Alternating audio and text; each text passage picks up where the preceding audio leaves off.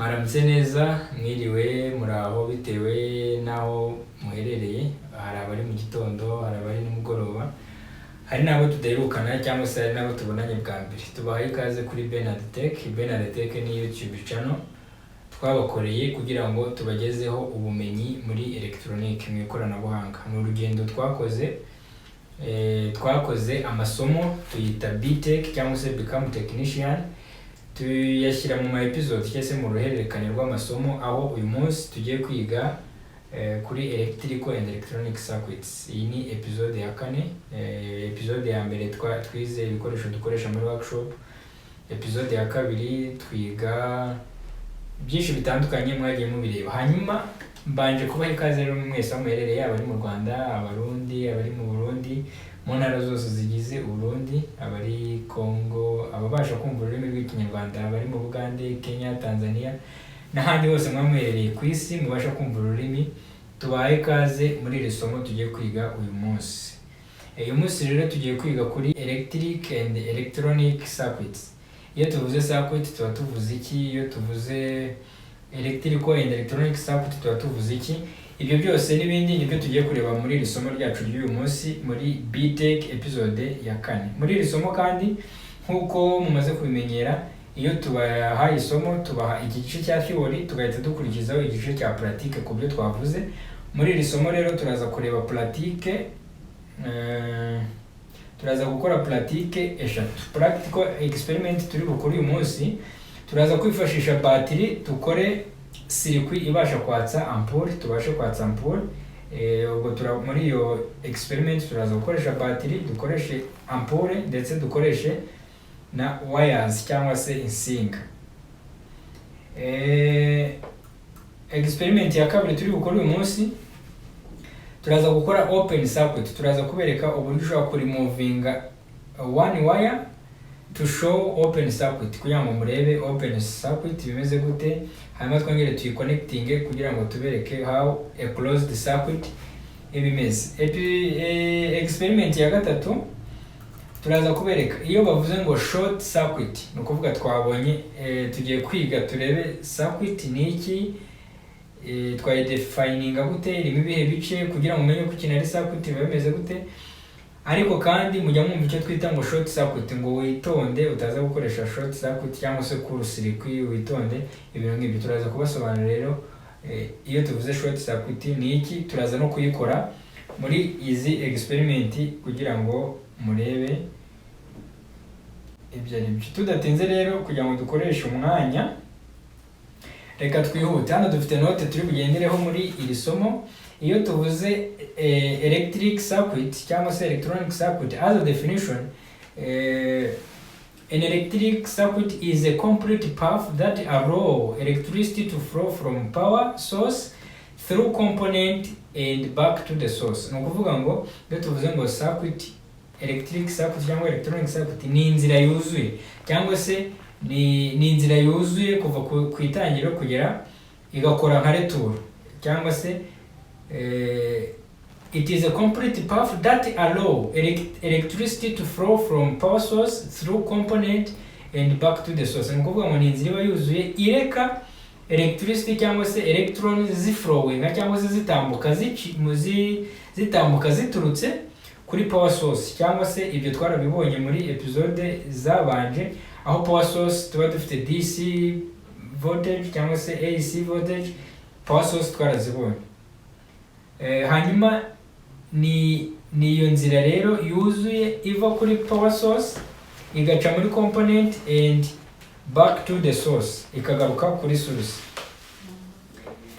If path is broken, electricity cannot flow. Bivuze iki? No kuvuga ngo nimba iyo nzira itandukanye cyangwa se iciye, electricity cyangwa se electrons ntabwo zishobora guflowinga cyangwa se gukomeza. Ahangaha dufite urugero rwa circuit ebyiri. Hari circuit iri open, hakaba na circuit iri closed.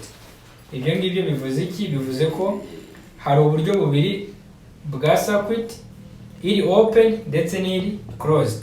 Ibyo ngibyo nkuko mubireba muri izi note, muri kubona iyi circuit ifitemo wires, ifite switch, ifite LED, hanyuma cyangwa se ifite ampure, hanyuma ikagira na power source cyangwa se aho umuriro uturuka cyangwa se kuri batiri. Ni ukuvuga iki rero? Ni ukuvuga ngo kugira ngo circuit ibe yuzuye nuko iba ari complete path cyangwa se inzira yuzuye from power source pass electricity flow through components. Ubwo components hano dufite twavuga ko ari izi wires, izi switch, izi LED cyangwa se izi lamp, izi bulb, hanyuma tukagira na power source ariyo battery. Iyi ngiyi ni open circuit, iyi ngiyi ikaba closed circuit. Wenda reka mbashushanyirizeho gato. Ahangaha ngiye kubashushanyiriza mbereke open circuit na closed circuit how it is. Turi kuri B-Tech episode ya 4 aho turi kureba electric or electronic circuit.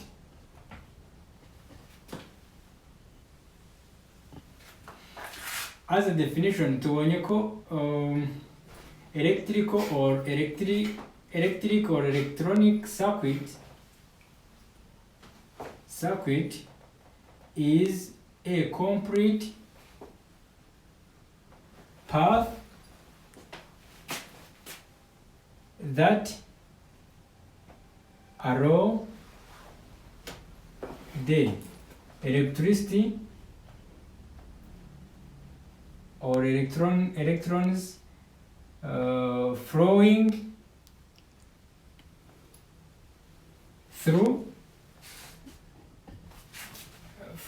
from power source, passing through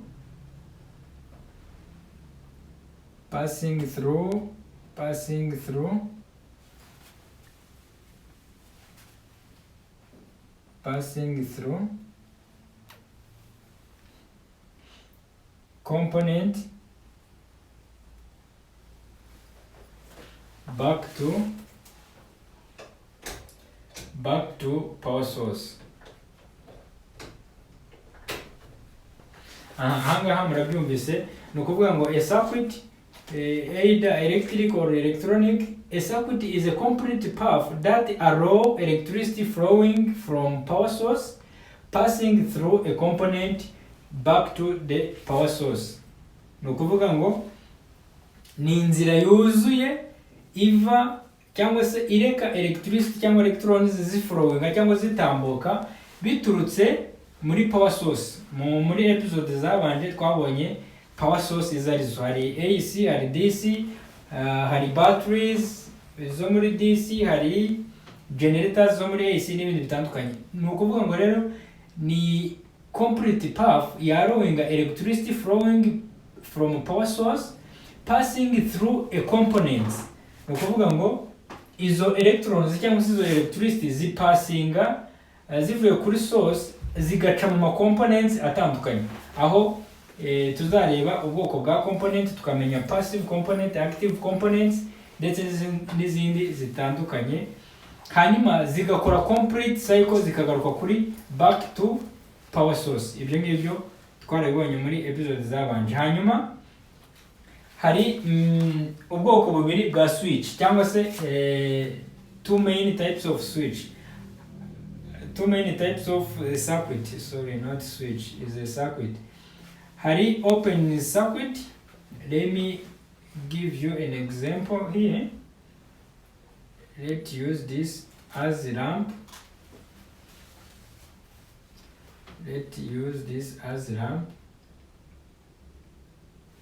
How will I draw lamp? Okay, let me do like that. Tuvuge ko yari lamp. Tukaza ahangaha tukagira battery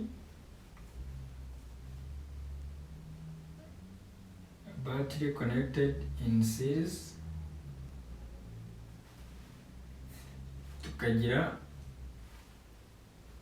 aka switch kacu ahangaha. To be a complete path no kuvuga ko kugira ngo iyi nzira yacu cyangwa se ize kuba circuit nuko duturuka hano kuri power source tukaza tukarowinga cyangwa se tukareka allow those electricity passing flowing from power source to the passing through the component back to the power source. Biri kumvikana. Hanyuma iyi ngiyi ni one of component which is switch.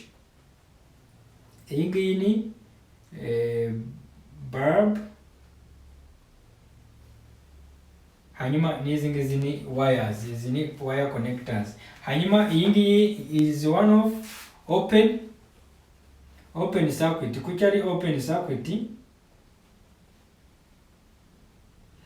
It is open circuit kuko ni ukuvuga ngo it is not a complete uku nguku iyi circuit yacu imeze, it is not a complete path kubera ko iri broken. Iyi switch yacu iri kujwa role yo ku blocking kugira ngo ibe closed circuit. Nuko iyi switch tuzayizana tukayihuza ahangaha kugira ngo dukomeze. Urugero, this is open one.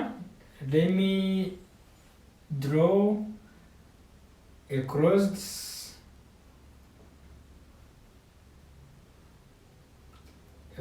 circuit.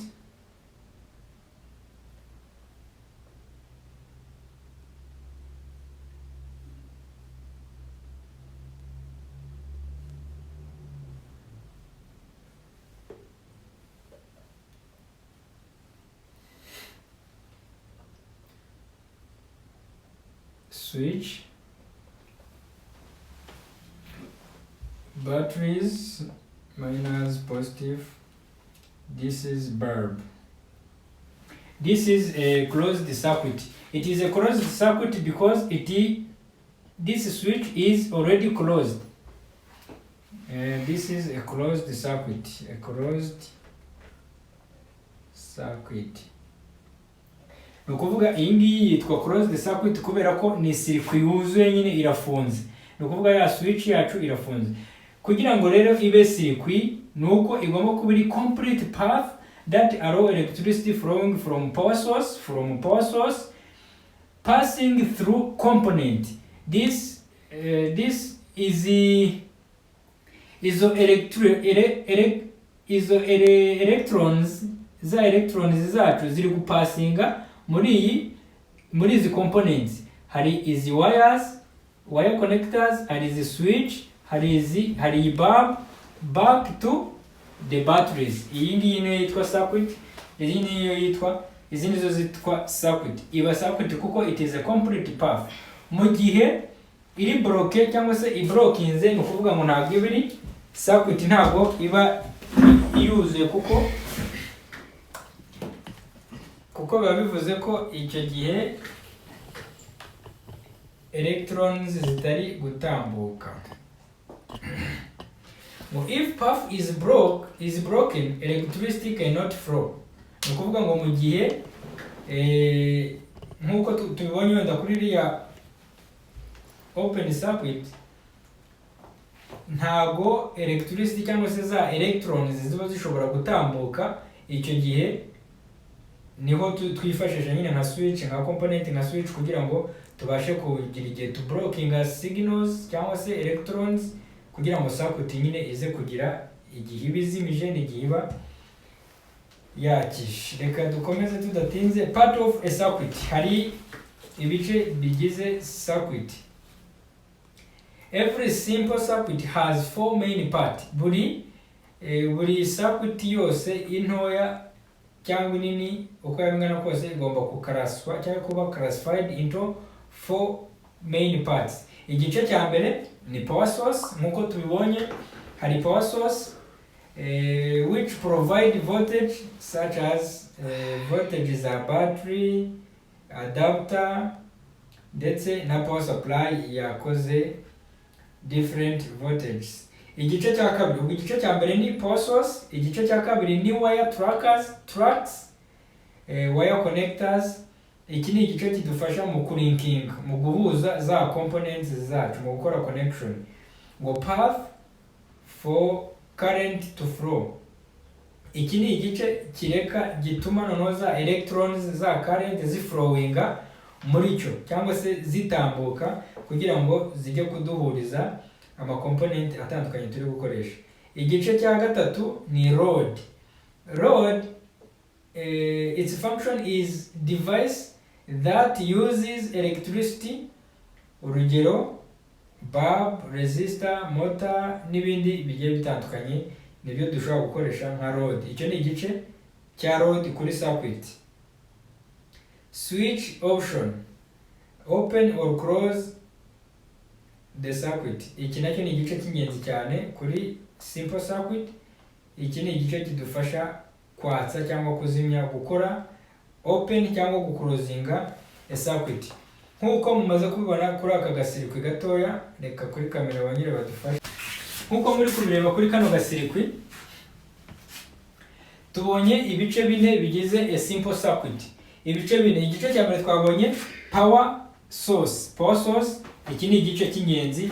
Nta circuit, nta simple circuit ishobora kuba idafite power source. Nkuko twabonye no muri definition, it is a closed path that allow electricity flowing from the power source. No kuvuga ngo power source niyo part ya mbere y'ingenzi. Igice cya kabiri tubonye wires cyangwa se izi nsinga. Izi nsinga zidufasha gutambutsa za current zacu cyangwa za electrons zacu. Izi ngizi zigenda zilinkinga cyangwa ziconnectinga component from power source to this switch. Urabona twakeneye connectors. Izi nsinga turazikenera kugira ngo ziduhurize. Reba kuva kuri switch tuza ku itara, kuva ku itara tuza kuri battery cyangwa kuri power source, aho hose tuba turi gukoresha iki? Tuba turi gukoresha insinga. Ikindi gice, iyindi part ni iyihe? Ni load cyangwa se consumption. Igice kiba gisa naho kigaragaza output. Icyo gice ni nkaho kuri ino circuit yacu ni iki? Harimo bulb niyo yatsa, ni itara nyine niryo ryaka tukabasha kubona closed circuit cyangwa se circuit yacu yuzuye. Ibyo ngibyo rero ni ukuvuga ngo iki gice nicyo load. Part 1 tubonye ko ari power source. Part 2 tubonye ko ari wire connectors. Part 3 is load cyangwa se output, aho tubonera output. Ahangaha dushobora gukoresha bulb, dushobora gukoresha moteri, dushobora gukoresha resistance n'ibindi bitandukanye. Izi nizo izo nizo dushobora kwifashisha hano kuri load. Ikindi gice twabonye ni ikihe? Ni switch. Part 1, part 2, part 3, part 4. Utu ni uduce tune tugomba gusanga kuri complete circuit yacu iri simple circuit. Tugomba kuba dufiteyo power supply cyangwa se power source, tukagirayo wire connectors, tukagirayo load ndetse na switch. Switch ni component iri kudufasha kwatsa. Load ni hano twashyizemo component idufasha kugira gute? Kwaka nyine cyangwa gutanga umusaruro. Hanyuma wires ni component cyangwa se ni part idufasha kulinkinga two different components cyangwa se component ebyiri zitandukanye. Hanyuma switch niyo nyine yatsa. Ibyo ni ibice bine bigize a simple circuit. Hanyuma ariko kandi nubwo ari bigize simple circuit, ariko muri rusange hari ibice bitatu by'ingenzi bigize circuit uko yabimeze kose. Ariho to classifyinga input part ndetse na output part. Ibyo ni ibice by'ingenzi circuit yose aho ikagera igomba kubigize gute? Igomba kubifite. How a circuit work. Ahangaha tugiye kwibaza uburyo noneho circuit ikora. Power source pushes electrons. Ibyo twarabibonye muri episode zabanje, aho twabonye ko voltage zifatwa nka pressure zipushinga electrons kumuvinga. The more voltage ziba nyinshi, the more speed za current cyangwa se speed za electrons ziyongera. Hanyuma current flow through wires. Hanyuma current cyangwa se za electrons n'ubundi zikanyura muri wires. Electricity passes through the rod does work. Hanyuma no kuvuga ngo iyo za electrons cyangwa se za electricity y'amashanyarazi iyo atambutse muri rod cyese muri component wafashe nka rod cyangwa se cya gice kiri bugaragaza output gihita gikora nyine nimba washakaga, nimba ari urugero nko muri aka gasirikwi twakoreshaga, nimba wari washyizeho itara, ubwo electricity niza gutambuka muri rya tara, itara rizaka. Nimba ari moteri, electricity nitambuka muri moteri zitangira guturuna. Nimba ari resistance y'ubushyuhe, electricity nizitambukamo bizagenda gute? Resistance izashyuha. Ubwo izo resistance nko ku ipasi ndetse n'ahandi hatandukanye. This loop must be closed. Nukuvuga ngo ni itegeko iyi loop igomba kuba yuzuye from power source passing through components back to power source. Nukuvuga ngo iyo ni loop igomba kuba yuzuye kugira ngo circuit ikore neza. Tubona ko power source pushinga electrons ariyo voltage, tukabona ko current is flowing through wires ndetse no muri components zindi. Electricity passes through a rod does work. Hanyuma electricity yaca muri rod ukabona output wa deservinga cyangwa se wari wadesigninze kubona. Current return to the power source. Hanyuma iyo loop ikaza kurangira n'ubundi byavuye kuri power source bigarutse kuri power source in order to be a closed loop cyangwa se a closed circuit. Ahangaha ibingibi ndibaza ntakwirwa mbitindamo, nabivuzeho. Muri izi note muri kureba iyo tuvuze open source vs closed source cyangwa se circuit ifunguye na circuit ifunze. Ahangaha muri kubireba neza. Open closed circuit path is complete. Nukuvuga ngo circuit ifunze cyangwa se closed circuit ni path iri complete, ni loop yisubiramo irangiye neza iri complete. Result cyangwa se icyo tuzabona mu gihe dufite closed circuit, current flows device work. Nukuvuga ngo icyo wadeservingaga kuri output kizaboneka nyine kuko electricity iri gupassinga through that component considered nka rod cyangwa se iri gufatwa nka rod. Electricity iri gutambukamo, nimba ari itara rikaka, nimba ari moteri ikagenda, nimba ari resistance ishyuha igashyuha. Open circuit path is broken. Nukuvuga mu gihe ufite open circuit noneho ya nzira ibiri bloke cyangwa se ibiciyemo kabiri ntago ibikomeza. Icyo gihe result tuzabona ni ihe no current device is off cyangwa se icyo twadeservingaga nka output kizaba kigize gute? Kizaba kiri off. Ahangaha muri kubireba muri note neza. Hano baduhaye circuit iri open, iragaragara neza. Iyi ni switch irafunguye, n'itara uri kubireba neza ko ritari kwaka. Mu gihe ahangaha dufite a closed circuit, iyi switch irafunze n'iri tara ryamaze kwaka. Ibi ngibi rero nibyo twavugaga hejuru. Mu gihe circuit iri closed no kuvuga ngo tuzaba dufite a complete path cyangwa se loop izaba yuzuye. Dutangirira ahangaha kuri negative cyangwa se kuri ground ya circuit, tukaza muri power source, tugatangira system, tukagera hehe? Tukagera kuri iyi road. No kuvuga ngo duturutse ahangaha kuri iyi road, duturutse ahangaha kuri iyi battery cyangwa iyi power source, tukaza tukagera hano ku itara. Kugeza ahangaha ntago system yacu yakora cyangwa se ntago ino circuit yacu yakora. Kubera iki itakora? Ntago ibiri kugera kuri loop, ntago iba yuzuye.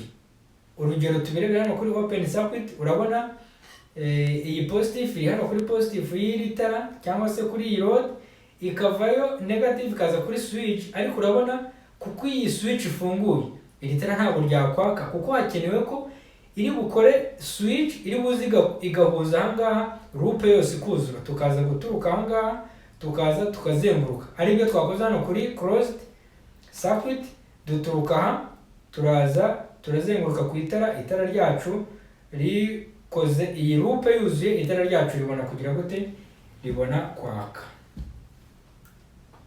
Ibyo ngibyo nibyo nari maze gusobanura hariya, niyo mpamvu nashaka kubitindamo cyane. Aka gasirikwi ngira ngo murabibona ko koroshye, nawe wagakora aho uri hose udukurikiye. Nimba turi kumwe, ushobora gufata akabatiri, niyo wafata akabatiri ka telefone cyangwa se twa tubatiri twabonye badufashije tugapima. Ahangaha ibi nibyo twari tumaze kuvuga, sinshaka kubitindaho. Example, a light switch off, a light switch on, icyo gihe ibiri off ni open circuit, ibiri on ni closed circuit. A short circuit important for repair. Iyo tuvuze short circuit rero tuba tuvuze iki? Ni igihe power source yacu tuyihuje direct, igice cyari positive tukagihuza n'igice kiri negative, icyo gihe tuba dukoze a short circuit, tuba duhuje circuit yacu tuba tuyigize very short, nibwo tuba dukoze short circuit. A short circuit happens when electricity takes long shortcut, mu gihe electricity ziciye mu nzira zitari zo zigahita zigera kuri zero resistance cyangwa se kuri very little resistance, very little possible resistance. Nkuko mubibona ahangaha muri aka gashusho, iyi ni ground cyangwa se ni minus, iyi ikaba positive. Urabona iyo ukoze connection nabi cyangwa se iyo ukoze move connections, iyi negative ikaza igahura n'iyi positive, bikagiraho byagira contact direct, iyo ngiyo niyo twita short circuit. Aho ngaho ubwo twari turi kwifashisha akabatiri, ariko ngira ngo urabona nkaha aha ni muri prise, uramutse ufashe ziriya nsinga zirimo imbere zigahura, ibi nibyo byahita biba rwose, ahita hashya, umuriro wahita uzamuka nk'uko uri kubireba. Ni ukuvuga ngo rero byitwa short circuit ryari mu gihe duhuje phase na netre, cyangwa se positive na negative, cyangwa se tugahuza izo polarities with a little possible resistance. Result ziba ni izihe? Very high current, component can burn, fuse may blow, board may be damaged. Ni ukuvuga ngo habashobora gushya ibintu byinshi bitandukanye bitewe n'icyo kibazo. A simple circuit example, hari ushobora kwifashisha battery, wire, bulb, ibi ngibi twabibonye hejuru. Izi ngizi ni za circuit twazibonye. Ntabatindiye rero, ngira ngo nkuko mukurikiranye iri somo twize sirikwi. Nimbabwira ngo tugiye kubaka sirikwi cyangwa se tugiye gukora sirikwi, ntabwo ugomba guhita uba confused nyine ngo utangire kwibaza circuit ni iki. Twabonye ko ari path, a complete path that allow electricity passing through different components ziturutse muri power source, hanyuma zikaza gukora back to power source n'ubundi. Kugira ngo ibe circuit nuko iba ari a closed path. Twabonyemo ibice bibiri bya circuit, aho twabonye open circuit tubona na closed circuit. Twabonyemo kandi four main parts za simple circuit, aho twabonye power source, tubona wire connectors, tubona switch, tubona load. Izo ngizo ni four main parts twabonye. Ahangaha rero reka mbashimire mwese tubanye muri iki gice cya theory, tugiye gukomeza n'igice cya pratique. Muri pratique turaza kureba izi circuit zitandukanye turi bukore, hanyuma tugendane. Aho wagira ikibazo watubaza tukagufasha kandi tukagendana. Reka mbashimire rero, mbasabe gukora like, share ndetse na subscribe kugira ngo aya masomo uru rugendo turugendane umunsi ku munsi, kugira ngo tugere ku cyo twiyemeje, guhinduka abatekinisiye bafite ubumenyi buhagije kandi bifitiye icyizere, batanga ibisubizo muri sosiyete. Murakoze, reka mbashimire aho muherereye hose, mugubwe neza.